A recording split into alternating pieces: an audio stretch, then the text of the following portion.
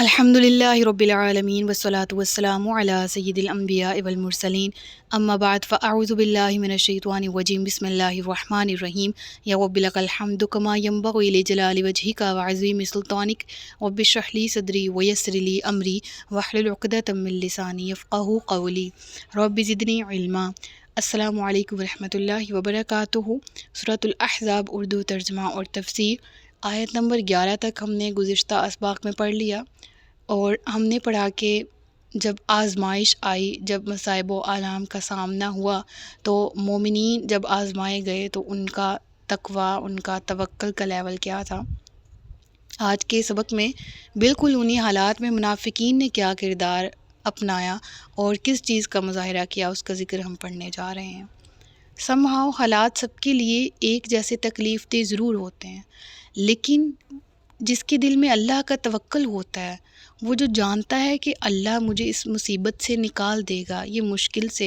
مشکل میرے سر سے ٹال دے گا، وہ اللہ ہے، یہ بلا شبہ آزمائش اسی کی طرف سے آئی ہے اور وہی مجھے اس سے نکلنے کی راہ دکھائے گا۔ وَمَن يَتَّقِ اللَّهَ يَجْعَل لَّهُ مَخْرَجًا، جو اللہ کا خوف رکھتا ہو، جو خشیت اپناتا ہو، جو اللہ کا تقویٰ رکھے، اللہ تعالیٰ اسے مصیبت سے نکلنے کا، مشکل سے نکلنے کا، مصائب و آلام سے ڈیل کرنے کا رستہ دکھا دیتا ہے۔ اور یہاں پر اب منافقین کا ذکر ہے کہ وہی حالات جو مومنین فیس کر رہے تھے، بالکل اسی طرح سے منافقین کے لیے بھی کنڈیشن تھی، لیکن اس وقت جن کے دلوں میں ایمان نہیں تھا، ایمان کا نور نہیں تھا، اللہ کی محبت نہیں تھی، ان کی زبان سے کیا کلمات نکلے۔ وَإِذْ يَقُولُ الْمُنَافِقُونَ وَالَّذِينَ فِي قُلُوبِهِم مَرَضٌ، اور جب کہنے لگے منافقین اور جن کے دلوں میں مرض تھا، نفاق کی بیماری تھی، جن کے دلوں میں اہل ایمان کا بغض تھا، جن کے دلوں میں کفر کی محبت تھی، کفر نے گھر کر رکھا تھا، ان لوگوں کا ذکر کیا گیا۔ وہ کہنے لگے ما وعدنا اللہ ورسولہ الا غرورا، کہ اللہ اور اس کے رسول نے تو ہم سے دھوکے کا وعدہ کیا ہے۔ یعنی ان کا کہنا کیا تھا؟ وہ کہتے کہ ہم سے جو وعدے کیے گئے وہ تو محض فریب نکلے، ہمیں تو اللہ اور اس کے رسول نے جو احکامات ہمارے تک اللہ کے رسول نے پہنچائے، اس میں تو بڑے سبز باغ دکھائے گئے تھے، ہم سے تو کہا گیا تھا کہ اللہ کی مدد تمہارے شامل حال رہے گی اور کیسر و کسرا کی سلطنتیں تمہارے قدموں میں ڈھیر ہو جائیں گی۔ لیکن اس کے برعکس کیا ہوا؟ محاصرے کے دوران انہیں بہت سی مشکلات تھیں، ایٹ اے ٹائم مومنین اور منافقین دونوں کو ایک جیسے حالات سے گزرنا پڑ رہا تھا۔ لیکن منافقین کا طرز عمل کیا تھا؟ محاصرے کے دوران جتنی بھی مشکلات آئی ہیں اور جس طرح کی بھی ان کو حالات کا سامنا تھا، تو انہوں نے اس کے نتیجے میں خوب واویلا مچایا، اور نہ صرف یہ کہ اپنے نفاق کا اظہار کیا، وہ جو اب تک پوشیدہ تھا، وہ نفاق جو آپس میں صرف سرگوشیوں کی حد تک قائم تھا، اب وہ اس کو ظاہراً لوگوں کے سامنے بیان کرنے لگے اور واویلا مچانے لگے کہ ہم سے تو جھوٹ بولا گیا، ہمیں تو فریب دیا گیا۔ یاد رہے کہ کیسر و کسرا بھی فتح ہوئے، جو اللہ کی طرف سے وعدہ کیا وہ سچ ہوا اپنے بہترین وقت پر، اور اللہ نے یہ عظیم سلطنتیں مسلمانوں کے ہاتھوں فتح کروانی تھی، نہ کہ وہ جس کے دل میں اللہ کی محبت ہی نہ ہو۔ لہٰذا اس طرح کے غزوات سے چن چن کے منافقین سامنے آئے اور نکال دیے گئے، اور پھر یہ سلطنتیں جب فتح ہوئی ہیں تو وہ خالصتاً مومنین کے ہاتھوں سے ہوئی ہیں، منافقین کا ان میں کوئی نہ کردار رہا اور نہ حصہ رہا۔ تو یہ وہ منافقین تھے جب کسی غزوہ میں شرکت کرنے سے رہ جاتے اور وہ جنگ میں فتح ہو جاتی اور اچھا مال غنیمت ہاتھ آتا، تو وہ کہتے کہ ہمارا بھی حصہ کہاں ہے، ہم تو فلاں مجبوری کی وجہ سے نہ جا سکے۔ اور جب مومنین کو مشکل حالات کا سامنا کرنا پڑتا غزوہ میں، تو کہتے اچھا ہوا ہم اپنے گھروں میں پیچھے رہ جانے والوں میں سے تھے، ہم نہیں گئے، ورنہ ہمارے ساتھ بھی یوں ہی ہوتا۔ یہ منافقین کا طرز عمل تھا نا۔ تو اس کا ذکر غزوہ احزاب میں ہے کہ انہوں نے جب ایسے کہا وَإِذْ قَالَتْ طَائِفَةٌ مِّنْهُمْ يَا أَهْلَ يَثْرِبَ لَا مُقَامَ لَكُمْ فَارْجِعُوا وَيَسْتَأْذِنُ فَرِيقٌ مِّنْهُمُ النَّبِيَّ يَقُولُونَ إِنَّ بُيُوتَنَا عَوْرَةٌ وَمَا هِيَ بِعَوْرَةٍ إِن يُرِيدُونَ إِلَّا فِرَارًا، اور جب ان میں سے ایک گروہ نے کہا اے مدینہ والو، یا اہل یثرب، نبی پاک صلی اللہ علیہ وآلہ وسلم کے مدینہ ہجرت کرنے کے بعد وہ شہر جسے یثرب کہا جاتا تھا وہ مدینۃ النبی کہلایا جانے لگا تھا۔ لیکن 5 سال گزر جانے کے بعد بھی یہ منافقین یا اہل یثرب کیوں کہہ رہے ہیں، جبکہ وہ شہر یثرب تو مدینۃ الرسول کہلایا جاتا تھا؟ یعنی ان کے اس جملے سے بھی ان کا نفاق ظاہر ہوتا ہے کہ جو حکومت، جو سوورنٹی رسول اللہ صلی اللہ علیہ وآلہ وسلم، جو اقتدار مدینہ میں آ کر آپ نے جس کا مظاہرہ کیا اور جو اسلامی ریاست قائم ہو رہی تھی، منافقین نے اس کو سرے سے تسلیم ہی نہیں کیا تھا۔ وہ کہہ رہے یا اہل یثرب، آگے سے کیا کہتے، لا مقام لکم فارجعوا، یہاں تمہارے ٹھہرنے کی جگہ نہیں تو تم واپس چلو۔ یعنی انہوں نے کہا کہ اب ہم یہاں پر نہیں رہ سکتے، ہم اس غزوہ میں مومنین کے ساتھ کھڑے نہیں رہ سکتے، موت ہمارے سامنے ہے، ہم آنکھوں دیکھی مکھی نہیں نگل سکتے۔ اے اپنے باقی کے گروہوں کو آواز دیتے ہوئے کہتے ہیں کہ یہاں سے چل پڑتے ہیں۔ دوسرے نمبر پہ ایک گروہ وہ تھا کہ جنہوں نے رسول اللہ صلی اللہ علیہ وآلہ وسلم کے پاس آ کر ایک بہانے کے طور پر کیا اجازت طلب کرنے لگے کہ بے شک ہمارے گھر بے حفاظت ہیں، حالانکہ وہ بے حفاظت نہ تھے۔ قرآن کہہ رہا ہے کہ وہ کہتے ہیں ان بیوتنا عورا، بڑے زور کے ساتھ نا، کہ یقیناً ہمارے گھر جو ہیں۔ رسول اللہ صلی اللہ علیہ وآلہ وسلم نے خواتین، بچوں اور جو ضعیف افراد ہیں جو غزوہ میں شرکت سے قاصر تھے، ان کو ایک قلعے محفوظ جگہ پر سیف کر دیا تھا، اور وہاں پر بھی ارد گرد محافظ تعینات تھے۔ لہٰذا یقینی طور پر یہ بات کہی جا سکتی ہے کہ پیچھے گھر اور عورتیں اور بچے غیر محفوظ نہیں تھے۔ ایسا نہیں تھا کہ وہ اپنے گھروں میں اکیلے تھے اور تمام گھر کے مرد حضرات جو ہیں وہ ایک جگہ جس کے آگے خندق ہے اور پیچھے سے تمام مورچہ بندیاں ہیں اور تمام گھر کے مرد وہاں پر موجود ہیں۔ ایسا نہیں تھا، یعنی بے یار و مددگار نہیں تھے گھر والے۔ رسول اللہ نے ان کے لیے بہترین حکمت عملی جو ہے وہ اختیار کر رکھی تھی، لیکن چونکہ ان کا یہ بہانہ تھا، لہٰذا انہوں نے اپنے بہانے کے ذریعے اس چیز کو ظاہر کیا کہ ہمیں اجازت دے دیں، ہمارے گھر جو ہیں وہ بے حفاظت ہیں، ہم جانا چاہتے ہیں۔ اور قرآن فرماتا ہے وَمَا هِيَ بِعَوْرَةٍ، اور وہ غیر محفوظ نہیں تھے، اِن يُرِيدُونَ إِلَّا فِرَارًا، لیکن ہاں منافقین تو فقط فرار چاہتے تھے، وہ تو بھاگنے کے لیے ایسا کہہ رہے تھے۔ وَلَوْ دُخِلَتْ عَلَيْهِمْ، اور اگر ان پر مدینہ کی طرف سے داخل ہو جاتا، کیا، من اقطارها ثم سئلوا الفتنة لآتوها وما تلبثوا بها الا يسيرا، یعنی اور ان کے پاس اگر فوجیں داخل ہو جاتی اور پھر ان سے فتنے کا مطالبہ کیا جاتا تو ضرور ان کا مطالبہ دیتے، اور اس میں سے ہرگز دیر نہ کرتے مگر تھوڑی سی۔ کس گروہ کی بات کی جا رہی ہے؟ اللہ فرماتا ہے ان کا نفاق اس لیول پر تھا کہ وہ اول تو چاہتے ہوئے بھی وہاں سے کھسکنے کی کوشش کر رہے تھے نا، لیکن جایا نہیں جا رہا تھا۔ پہلے ایک دوسرے کو کہتے یا اہل یثرب لا مقام لکم فارجعوا، پھر دوسرے نمبر پہ رسول اللہ کے پاس آتے ہیں، ہمارے گھر غیر محفوظ ہیں، ہم وہاں جانا چاہتے ہیں، ہمیں جانے کی اجازت دے دیجیے، یعنی کسی طرح ہم یہاں سے نکلیں۔ اور اللہ فرماتا ہے یہ وہ حالت تھی کہ جب کوئی گروہ ان کے پاس آتا، یعنی حملہ آور گروہوں میں سے کوئی آ کر ان کے سامنے پیشکش رکھتا کہ ہم آپ کو اپنے ساتھ ملانا چاہتے ہیں اور آپ ہمارے گروہ میں شامل ہو جائیں تاکہ یہ رہے سہے جو مسلمان ہیں ان کے ساتھ نپٹا جا سکے، تو یہ ذرا بر توقف نہ کرتے، ذرا سی دیر نہ لگاتے کہ ان کے ساتھ شامل ہو جاتے۔ یعنی اول تو وہ گروہ مسلمانوں نے روک رکھے تھے، لیکن اگر وہ اس طرف آ جاتے تو منافقین لمحہ بھر دیر نہ لگاتے اور ان گروہوں کے ساتھ شامل ہو جاتے۔ ان کا نفاق اس قدر تھا، اور قرآن میں اس چیز کی منظر کشی کی گئی ہے۔ وَلَقَدْ كَانُوا عَاهَدُوا اللَّهَ مِن قَبْلُ لَا يُوَلُّونَ الْأَدْبَارَ وَكَانَ عَهْدُ اللَّهِ مَسْئُولًا، اور بے شک اس سے پہلے وہ اللہ سے عہد کر چکے تھے کہ پیٹھ نہ پھیریں گے، اور اللہ کے وعدے کا پوچھا جائے گا۔ اس سے پہلے عہد ہو چکا تھا، جنگ میں سامنے آ چکے تھے، ہاں نفاق ظاہر نہیں تھا، اور اب عہد بھی توڑ دیا، نفاق بھی ظاہر کر دیا، اس چیز کا ذکر ہے۔ تو ذکر ہوا قُلْ لَنْ يَنفَعَكُمُ الْفِرَارُ إِنْ فَرَرْتُم مِّنَ الْمَوْتِ أَوِ الْقَتْلِ وَإِذًا لَّا تُمَتَّعُونَ إِلَّا قَلِيلًا۔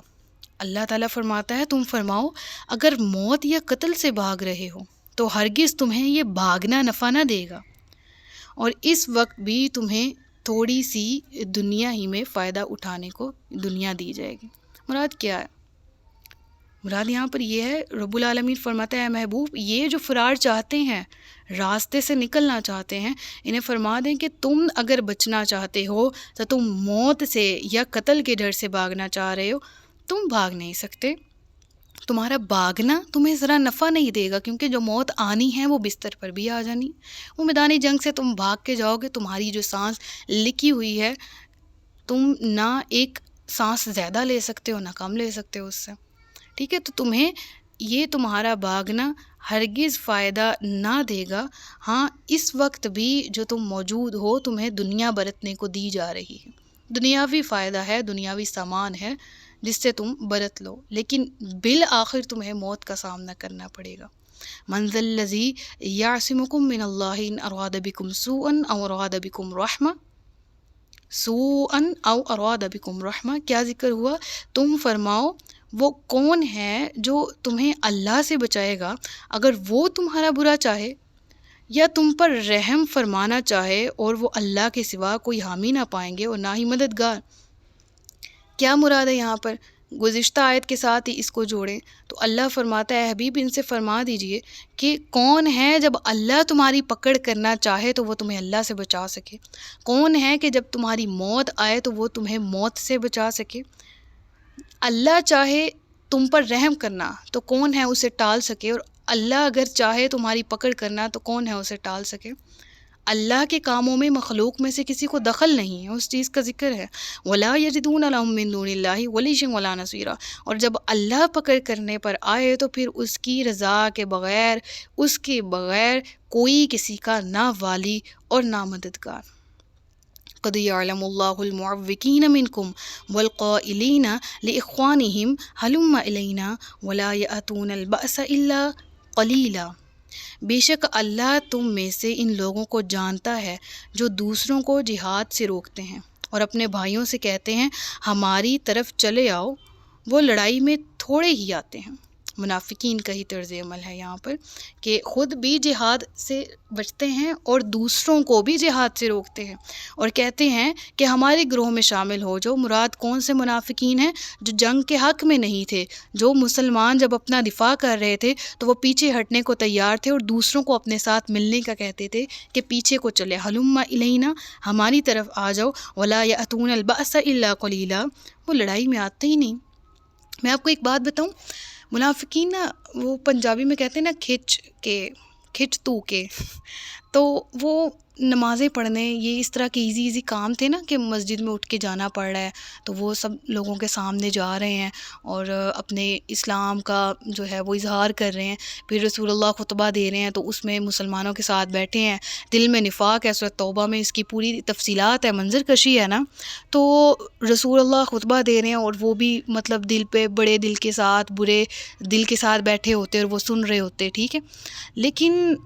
جب جہاد کا ذکر آتا نا، جب جہاد کا نام آتا تو سب سے زیادہ ان کو موت جو ہے نا وہ جہاد کے نام سے پڑتی تھی۔ تو آج کے دور میں بھی جن لوگوں کا رویہ ہے نا کہ جہاد از ایکولز ٹو موت، یا جہاد جو ہے وہ تو خودکشی ہے، یا جہاد ایسے تو یہ جہاد ویسے، یہ جہاد ہی کا خوف ہے جو مسلمانوں کے دل پہ بھی مسلط کیا جا رہا ہے، اور اسی کی وجہ سے مسلمان تعداد میں زیادہ ہونے کے باوجود آج سب سے زیادہ مظلوم، سب سے زیادہ بے بس قوم ہے، کیونکہ ہم نے جہاد کو سمجھ ہی رکھا ہے وبال یا مصیبت۔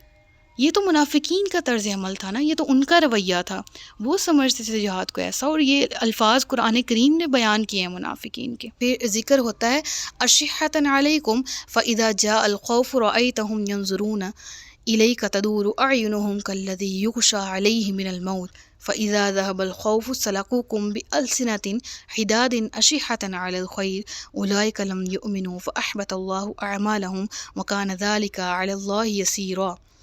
ذکر ہوتا ہے کہ تمہارے اوپر بخل کرتے ہوئے آتے ہیں، پھر جب ڈر کا وقت آتا ہے تو تم انہیں دیکھو گے کہ تمہاری طرف یوں نظر کرتے ہیں کہ ان کی آنکھیں گھوم رہی ہوں، جیسے کسی پر موت چھائی ہوئی ہو۔ پھر جب ڈر کا وقت نکل آتا ہے تو مال غنیمت کی لالچ میں تیز زبانوں کے ساتھ تمہیں تانے دینے لگتے ہیں۔ یہاں پر سلقوکم، تانے دینے لگتے ہیں، اس کے معنی کیا ہیں؟ سلق یسلق سے یہ اس کا ہم وزن ہے، معنی کیا ہے؟ کسی پر ہاتھ یا زبان سے حملہ آور ہونا۔ جو فکرہ ہے یہاں پر اس کے لغوی مفہوم کیا ہے کہ وہ لوگ آپ صلی اللہ علیہ وآلہ وسلم پر حملہ آور ہوتے ہیں اپنے لوہے کی زبانوں سے. گویا یہ محاورہ کا اسلوب ہے، جیسے اردو میں کینچی کی طرح زبان چلنا ایک محاورہ ہے، اور خطرہ گزر جانے کے بعد جو منافقین کا طرز عمل تھا اس کا ذکر یہاں پر کیا گیا کہ ان کی زبانیں بھی پھر کینچی کی طرح چلنے لگ جاتی اور یہ اپنے ایمان کا اظہار مسلمانوں پر تنقید کرنے لگ جاتے. یعنی جب مصیبت آئی، خطرہ سامنے ہے، تو اس وقت کیا طرز عمل ہے مصیبت اور خطرے میں؟ طرز عمل یہ ہے کہ آنکھیں ایسے گھوم جاتی ہیں گویا موت کو دیکھ لیا ہو، اور جب مصیبت ٹل جاتی ہے تو پھر اپنے ایمان کا اظہار کرنے لگتے اور مسلمانوں کو طرح طرح کے طعنے دینے لگتے. تو پھر ذکر ہوتا ہے کہ یحسبون الاحزاب، کہ گروہ سمجھ رہے ہیں، لشکر سمجھ رہے ہیں، کیا لم یذہبوا، کہ ابھی تک نہ گئے وہ، اور اگر وہ لشکر دوبارہ آئیں تو ان کی خواہش یہ ہوگی کہ کاش وہ کسی گاؤں میں ہوتے اور وہیں سے تمہاری خبروں کے بارے میں پوچھ لیتے، اور اگر وہ تم میں رہتے تو جب بھی تھوڑے ہی لڑتے. تو یحسبون الاحزاب لم یذہبوا، اس سے کیا مراد ہے کہ منافقین پر اس پورے سنیریو کا، اس سارے حملے کا ان کے دلوں پر، ان کے دماغوں پر ایسا برا اثر ٹھہرا کہ وہ فوجیں جب ٹل بھی گئیں نا تو ان کے ذہنوں پر یہی تھا کہ وہ ابھی بھی یہیں پر موجود ہیں. یعنی وہ اس طرح سے اس وہم کا شکار ہو چکے تھے کیونکہ دل میں کفار کا رعب بیٹھ گیا تھا، کیونکہ اللہ کی محبت نہیں تھی. فقین کے دلوں پہ یہی رعب طاری تھا، یحسبون الاحزاب لم یذہبوا، کہ ان کا یہی خیال تھا کہ یہ گروہ ابھی تک نہیں گئے، موجود ہیں، ہم پہ حملہ کر سکتے ہیں. اور یہی ان کی مینٹیلٹی تھی کہ اگر وہ لشکر دوبارہ آ گئے تو ان کی یہ خواہش ہوگی کہ کاش ہم یہاں پر موجود ہی نہ ہوں، ہم دور دیہات کسی گاؤں میں رہیں اور ہم تک خبریں پہنچتی رہیں کہ کون جیتا کون ہارا، ہمارا کسی سے لینا دینا ہو ہی نہ. اللہ اکبر. یعنی ان کے نفاق کا کس قدر. غزوہ احزاب میں پہلے اللہ کی نصرت اور تائید کا ذکر کیا گیا، دوسرے نمبر پر